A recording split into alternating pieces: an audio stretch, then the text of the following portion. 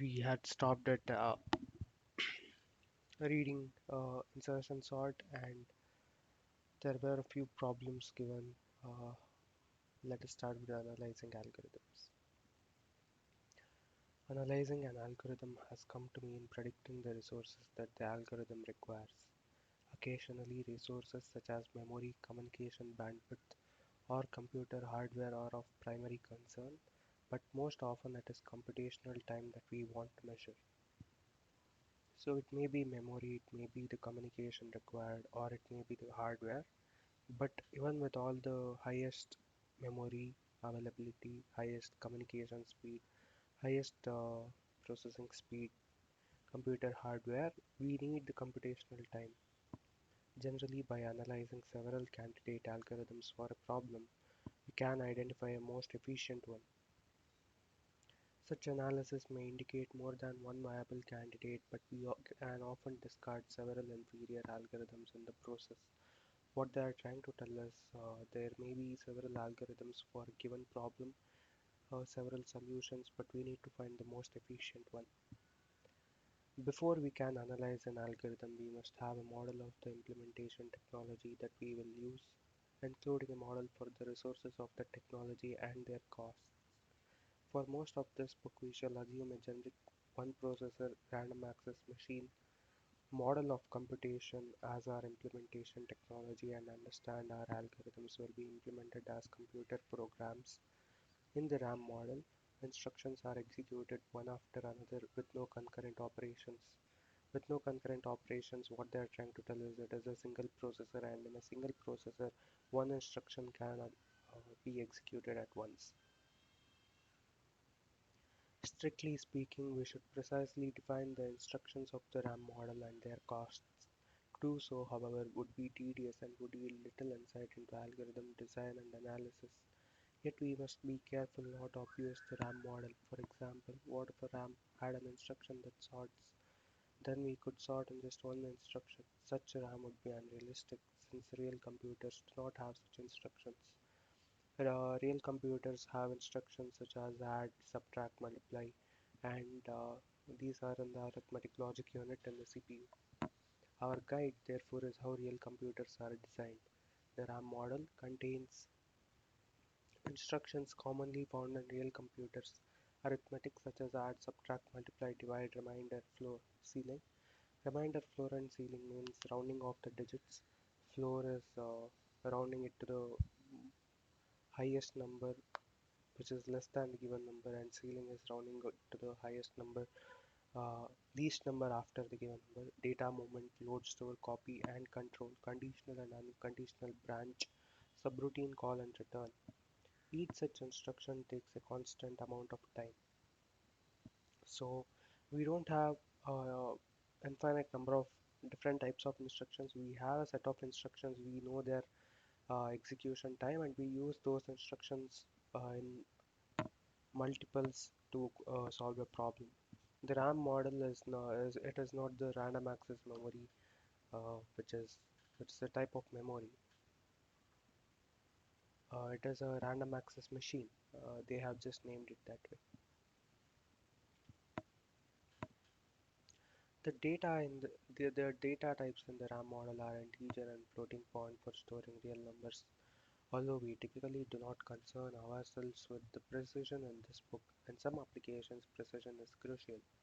We also assume a limit on the size of each word of data. For example, when working with inputs of size n, we typically assume that integers are represented by C log n, bits for some constant C greater than or equal to 1. We require C greater than or equal to 1 so that each word can hold the value of n, enabling us to index the individual input elements, and we restrict C to be a constant so that the word size does not grow arbitrarily. Usually 64-bit computers, 32-bit computers, those are the word size. If the word size could grow arbitrarily, we could store huge amounts of data in one word and operate on it all in constant time, clearly an unrealistic scenario. Real computers contain instructions not listed above, and such instructions represent a gray area in the RAM model. For example, is exponentiation a constant time instruction? In the general case, no, it takes several instructions to compute x power 5, where x and y are real numbers. In restricted situations, however, exponentiation is a constant time operation. Many computers have a shift left instruction, which in constant time shifts the bits of an integer by k positions to the left. In most computers, shifting the bits of an integer by one position to the left is equivalent to multiplication by 2, so that shifting the bits by k positions to the left is equivalent to multiplication by 2 power k. So what they are trying to say is, if in the least significant bit position you add one uh, 0, that means all the remaining bits move to the left by one bit, and the total value would get multiplied by 2. Therefore, such computers can compute 2 power k in one constant time instruction by shifting the integer 1 by k positions to the left, as long as k is no more than the number of bits in a computer world. We will endeavor to avoid such gray areas in the RAM model, but we will treat computation of 2 power k as a constant time operation when k is small enough positive integer. In the RAM model, we do not attempt to model the memory hierarchy that is common in contemporary computers. That is, we do not model caches or virtual memory. Several computational models attempt to account for memory hierarchy effects, which are sometimes significant in real programs on real machines. A handful of problems in this book examine memory hierarchy effects, but for the most part, the analysis in this book will not consider them. Models that include the memory hierarchy are quite a bit more complex than the RAM model, and so they can be difficult to work with. Moreover, RAM model analysis are usually excellent predictors of performance on actual machines.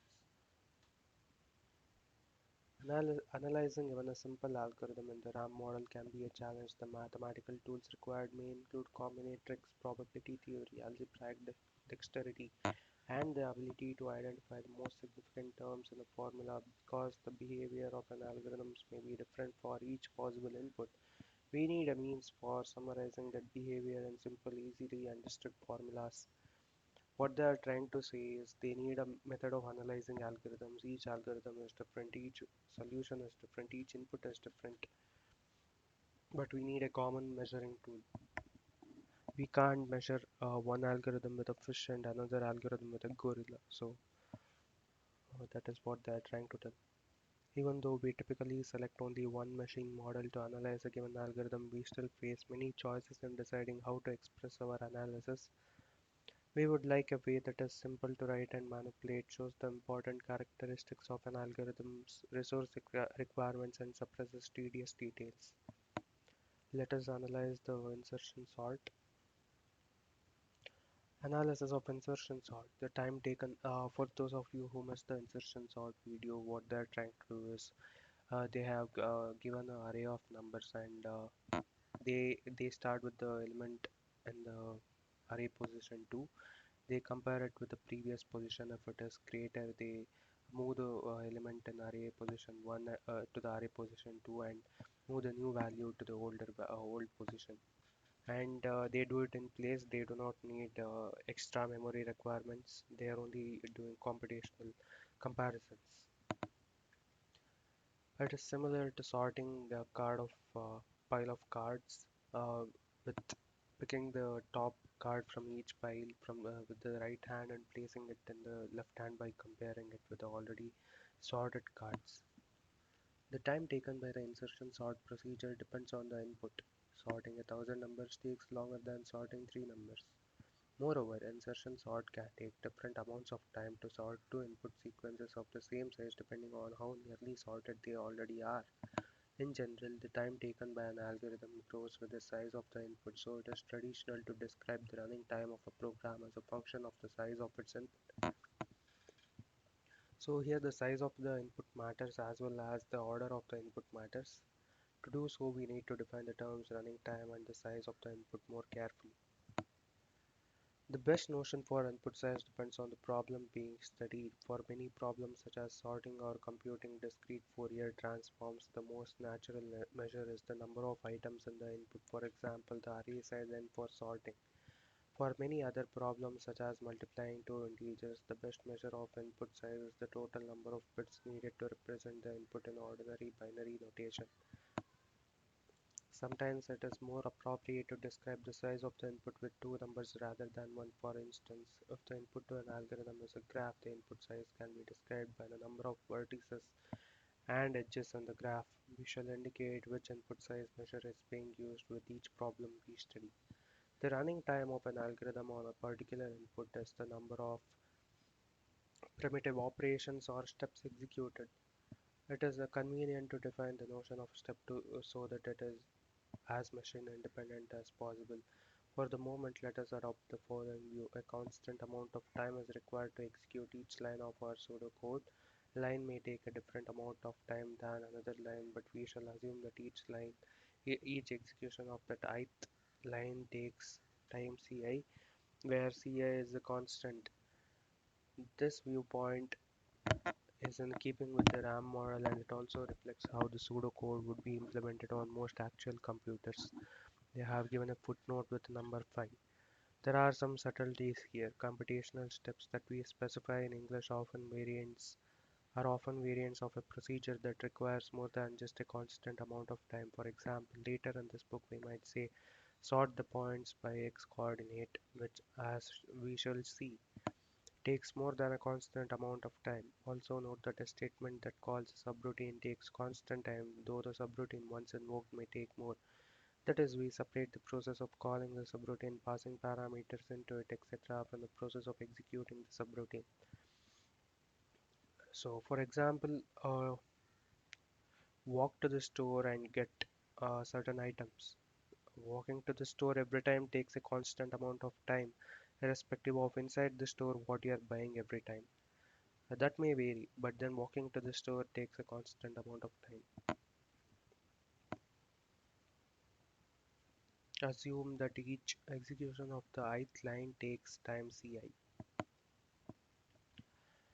In the following discussion, our expression for the running time of insertion sort will evolve from a messy formula that uses all the statement costs ci to a much simpler notation that is more concise and more easily manipulated. This simpler notation will also make it easy to determine whether one algorithm is more efficient than another.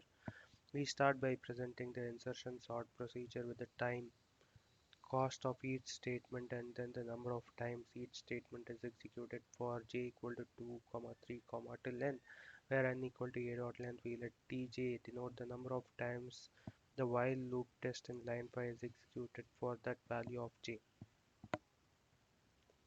When a for or while loop exists in the usual way due to the test in the loop header, the test is executed one time more than the loop body. We assume that the comments are not executable statements and so they take no time. So this is the program they had given earlier, pseudocode they had given earlier for insertion sort. They have just copy pasted it here. Cost, this statement runs 2 to a dot length and it runs n times. For example, we may think it might be n minus 1, but no. uh, for example, 2 to 10, let the length be 10. What is the total number of numbers? 2, 3, 4, 5, 6, 7, 8, 9, 10, which comes to 9 total executions, but it again checks if j is greater than, less than or equal to a dot length. So that is why we have n times. And for each time the cost is c1. Then for key equal to the body of the for loop runs n minus 1 times generally. Key equal to, this is just a copy instruction which should be constant every time. This is a comment, so the cost is 0, but it runs n minus 1 times. This is again just a assignment statement I equal to j minus 1. It runs as many times as the body of the for loop. Then we have the while loop. Again, let us come back to while loop later, but this a of I plus 1 equal to key again runs n minus 1 times, as same as the body of the loop. Then we are coming to the while loop here. While I is greater than 0, this comparison must be same every time, and it is comparing a of I is greater than the key. All right. How many times does this execute? The loop condition is that for a given I, they are doing I equal to I minus 1.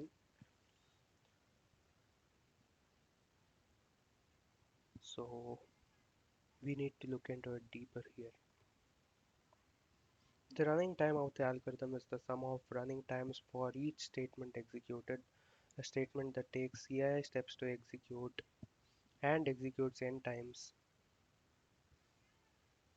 The cost here is that, for example, for this statement, the cost is C2.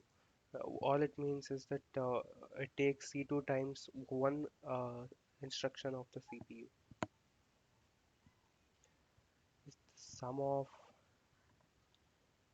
contribute CIN to the total running time. To compute T of n, the running time of the insertion sort on an input of n values, we sum the products of the cost and time columns obtaining. Let us come back there. There is a footnote. This characteristic does not necessarily hold for a resource such as memory. A statement that references m words of memory and is executed n times does not necessarily reference m into n distant words of memory. I am stuck on this part, how the total number of times is summation of j equal to 2 to n t of j.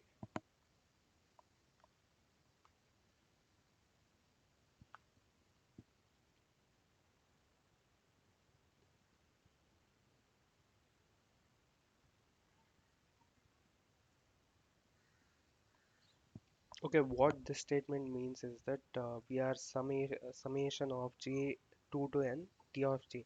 That is t of 2, t of 3, t of 4, t of 5 until n.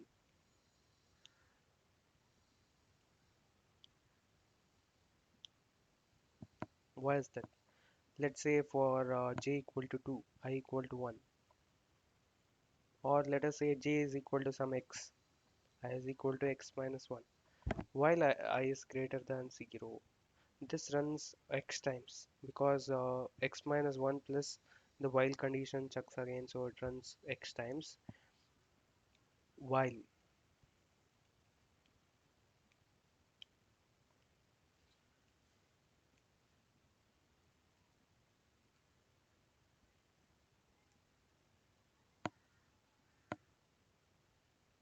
This comparison I is greater than 0 and a of I greater than key cover is covered in cost. For one time execution, the cost is C5. And again, the body of the while function is obviously 1 less than the total thing. But why am I stuck here?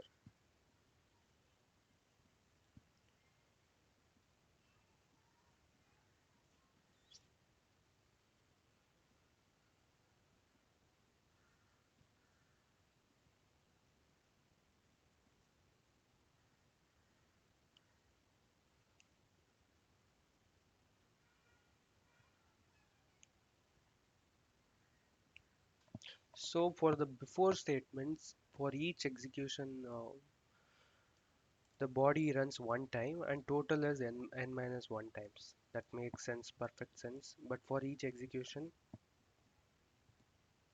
of this, j equal to 2 to n, it runs when j is equal to 2, it runs 2 times. Whatever the value of j, it runs that many times. And even though the number of the time we do not know, they are just keeping it as t of j. For a value of j, they are keeping it as t of j, and the total number of times is j2 to n. But even this runs from, why are they doing t of j minus 1? Shouldn't it be n minus 1? J equal to 2 to n minus 1.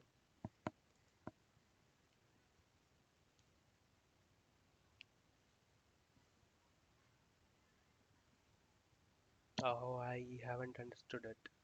T of n equal to c1, c2, c4, c5.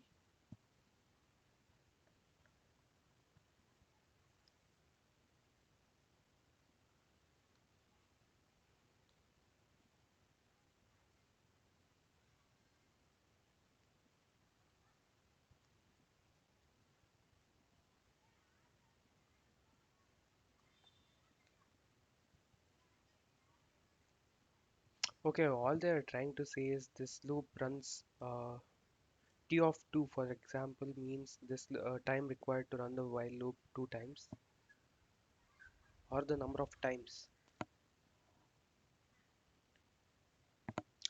So basically what they are trying to tell us, for j equal to 2, this runs 2 times. For j equal to 3, this runs 3 times. For j equal to n, this runs n times. But then the final, we are also having one final comparison.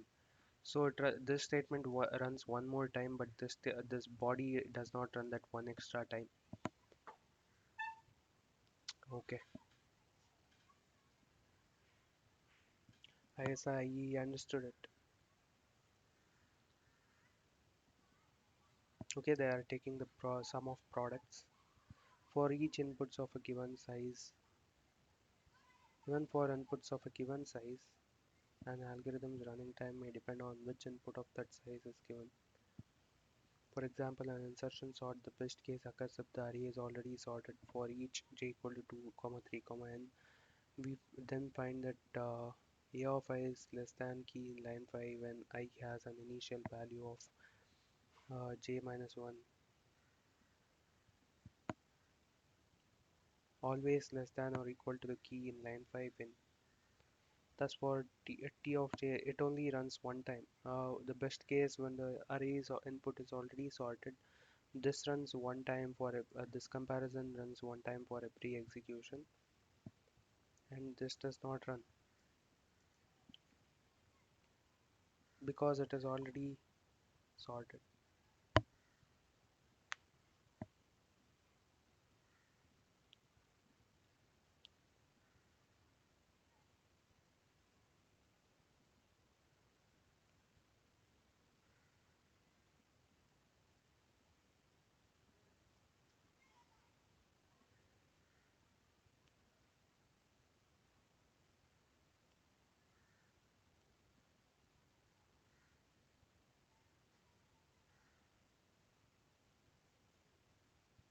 Thus t of j equal to 1 for j equal to 2, 3, and the best case running time is Cn, the C5 and C6, C5, C6 and C7.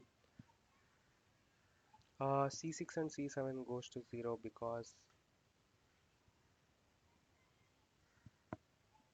okay, one thing I missed out here is that it's not just minus 1 at the end. For each iteration they are doing minus 1. Since for one iteration of for loop they are doing minus 1. For each iteration of while loop they are doing minus 1.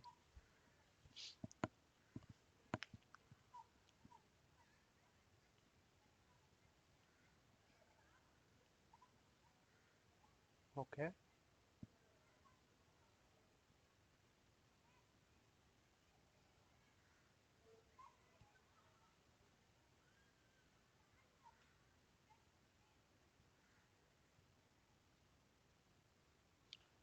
J is 2, it runs one time. Okay. Best case scenario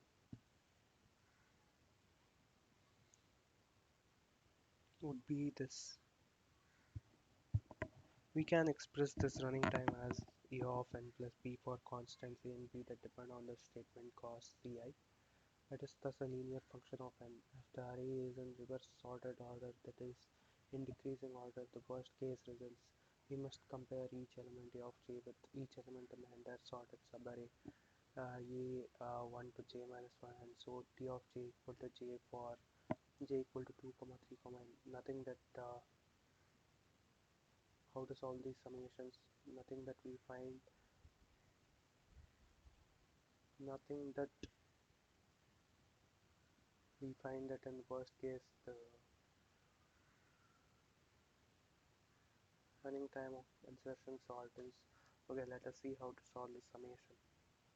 T of j equal to j 2 times, 3 times, etc. So j equal to 1 to n plus 1. So n into n plus 1 by 2 is summation of 1 to n. They are just taking out that minus 1, and j minus 1 is similar to this summation of 1 to n minus 1. So n minus 1 into n minus 1 plus 1 becomes n into n minus 1 by 2.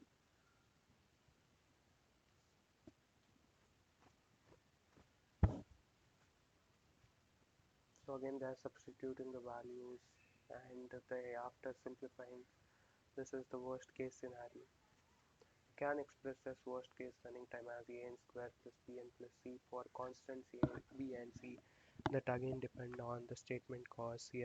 It is the quadratic function of n. Typically as an insertion sort, the running time of an algorithm is fixed for a given input, although in later chapters we shall see some interesting randomized algorithms whose behavior can vary even for a fixed input. Worst case and average case analysis. In our analysis of insertion sort, we looked at both the best case in which the input array was already sorted and the worst case in which the input array was reverse sorted. For the remainder of this book, though, we shall usually concentrate on finding only the worst case running time, that is the longest running time for any input of size, and we give three reasons for this orientation. The worst case running time of an algorithm gives us an upper bound on the running time of any input. Knowing it provides guarantee that the algorithm will never take any longer. We need not make some educated guess about the running time and hope that it never gets much worse. For some algorithms, the worst case occurs fairly often. For example, in searching a database for a particular piece of information, the searching algorithm's worst case will often occur when the information is not present in the database. In some applications, searches for absent information may be frequent. The average case is often roughly as bad as the worst case. Suppose that we randomly choose n numbers and apply insertion sort. How long does it take to determine whether in subarray to insert the element a of j? On average, half the elements in a of j are less than a of j. Half the elements are greater. On average, therefore, we check half of the subarray, and so T of j is about j by 2. The resulting average case running time turns out to be a quadratic function of the input size, just like the worst case running time. In some particular cases, we shall be interested in average case running time of an algorithm. We shall see the technique of probabilistic analysis applied to various algorithms. Throughout this book, the scope of average case analysis is limited because it may not be apparent what constitutes an average input for a particular problem. Often we shall assume that all inputs of a given size are equally likely. In practice, this assumption may be violated, but we can sometimes use a randomized algorithm which makes random choices so to allow a probabilistic analysis and yield expected running time. We explore randomized algorithms more in chapter 5 and in several other subsequent chapters. Order of growth. And I want to finish this today. How long is this? Let us read till.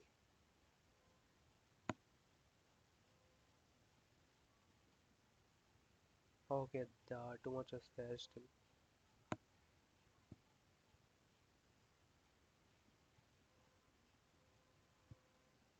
Okay, chapter notes is at page 42, and right now I am in.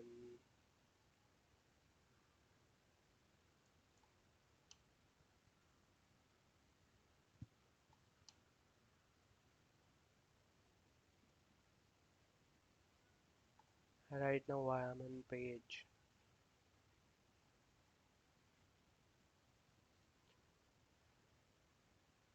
28. So we still have some time, but we'll finish this part. Order of growth. We use some simplifying abstractions to ease our analysis of insertion sort procedure. First, we ignore the actual cost of each statement using the constant ci to represent these costs. Then we observe that even these constants give us more detail than we really need. We express the worst case running time as an square plus bm plus c for some constants that depend on the statement cost. We thus ignore not only the actual statement cost but also the abstract cost ci. We shall now make one more simplifying abstraction. It is the rate of growth or order of growth of the running time that really interests us. We therefore consider only the leading term of the formula n square, since the lower order terms are relatively insignificant for larger values of n. We also ignore the leading terms. Constant coefficients and constant factors are less significant than the rate of growth in determining the computational efficiency for large inputs for insertion sort. When we ignore the lower order terms and the leading terms constant coefficient, we are left with the factor of n square from the leading term. We write that insertion sort has a worst case running time of omega n square, pronounced as theta of n square. Okay, I said the wrong Greek letter. We shall use theta notation informally in this chapter, and we will define it precisely in chapter 3. Theta of n square. That is an important point. Insertion sort has a running time of worst case running time of theta of n square. We usually consider one algorithm to be more efficient than another if its worst case running time has a lower order of growth. Due to constant factors and lower order terms, and algorithms whose running time has a higher order of growth might take less time for a small inputs on an algorithm whose running time has a lower order of growth. But for large enough inputs, theta n square algorithm, for example, will run more quickly in the worst case than theta n cube algorithm. What they are trying to tell us what we ignored, the constant coefficient statement cost C of I, and the lower order terms such as B of n plus C, and the constant term A itself. They may, when the value of n is less, they may contribute, but when the value of n is more, they might not. Let us see the exercises. Express the function n cube by 1000 minus 100 n square minus 100 n plus 3 in terms of theta notation. Right out of the thing, the term that contributes the most is the n cube term. For example, when n is equal to 1, the value is 1 by 1000 minus 100 minus 100 plus 3. Here the remaining terms play a more significant role, as 1 by 1000 is a less value. But then for 1 million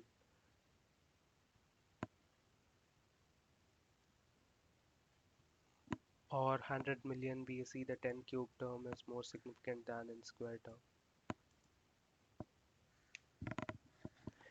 Consider sorting n numbers stored in array A by first finding the smallest element of A and exchanging it with the element in A of n, then find the second smallest element of A and exchange it with A of 2. Continue in this manner for the first n minus 1 elements of A. Write pseudocode for this algorithm, which is known as selection sort. What loop invariant does this algorithm maintain? Why does it need to run for only the first n minus 1 elements rather than for all n elements? Give the best case and worst case running times of the selection sort in theta notation.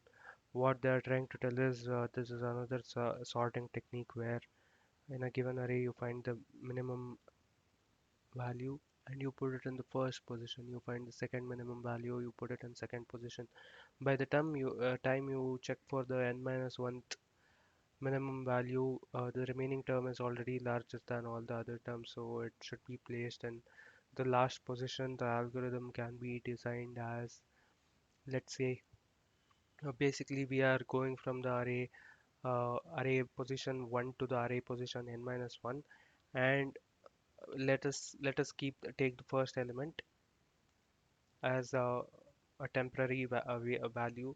We compare it with all the other elements, and if we find a value which is less than the initial value of temporary variable, we assign temporary variable to the minimum value we found. Then we again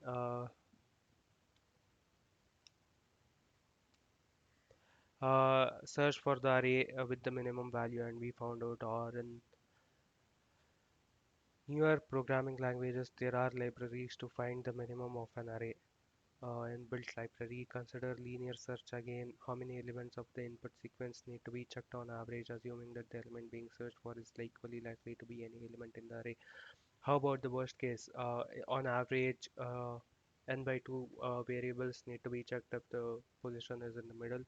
Linear search. How about the worst case? Worst case is when you check all the elements and don't find the element. What is the average case and worst case running times of linear search and data annotation? How can we modify almost any algorithm to have a good best case running time? How can we modify? This is an important question. Let us discuss it. later.